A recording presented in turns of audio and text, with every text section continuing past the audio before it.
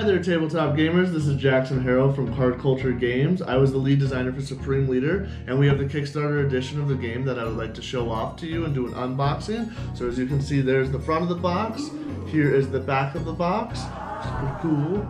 And now once you take the cover off for that, this will be everything that will be inside of the base game for Supreme Leader for the first print run for people that backed the Kickstarter or participated or will participate in our Indiegogo campaign. So the first thing that you'll get in the box is the rulebook, which will teach you how to play. It has all the icons in there and all the information, along with contact information in the back for us, and a section for notes in case you want to keep track of your plays, along with if you want to write down any memorable moments that you experienced while playing Supreme Leader. So as you can see on the box, on both sides of it, you'll see the 5 faction types, which are Democratic, Ancient, Communist, Third World, and Nationalist, which are the beginning factions for Supreme Leader, which will be present in the base game copy.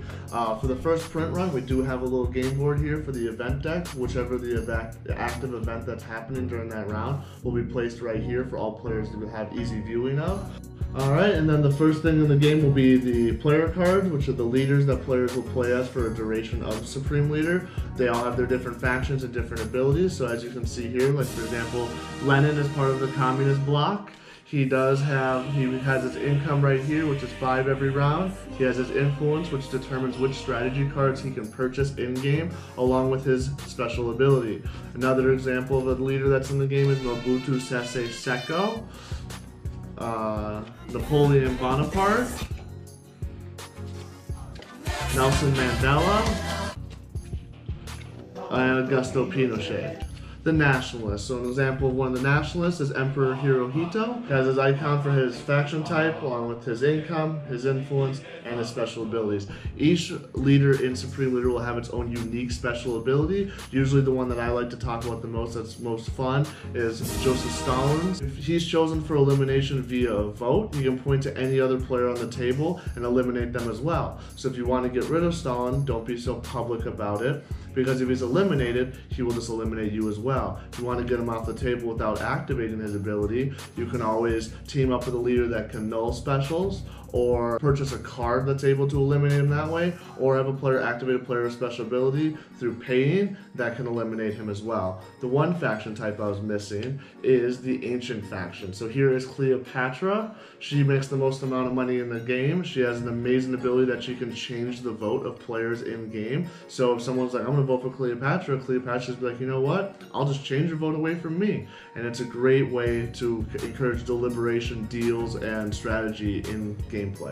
And there will be 20 leaders in the base game. Every other print of this game will have 15, but we decided to include 5 more because of our Kickstarter and all of our fans.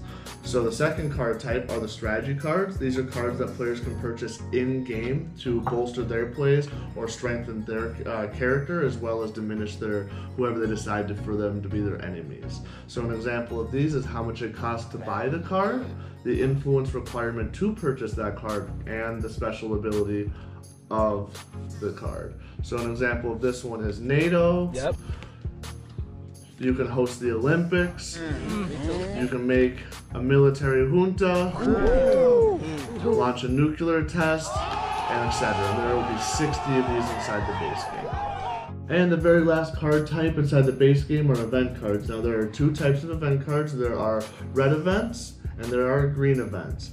Red events set the theme for the following round and challenge players. They have a different effect every single time, and they tend to keep gameplay fresh and exciting because you don't know what event cards are going to be drawn. The 2 will never usually be drawn in the same game.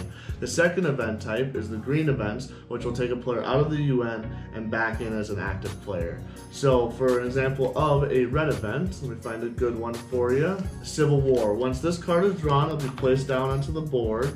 And for that one, in the following round, if there's a tie in the elimination phase, both players that have that tie are eliminated. So you've had a couple rounds with ties and stuff like that. It's a great way, and it's a nerve-wracking time for the 2 players that have been up for the tie to either work that out or have both of them sent to the UN. An example of a cool green card is Death Throes. Once this one is drawn, all players in the UN have a vote amongst themselves on who they want to rejoin as an active player. However, they cannot vote for themselves, so they will be having an argument on why they should be the one to come back as an active player. It's a lot of fun, and creates a lot of social engagement.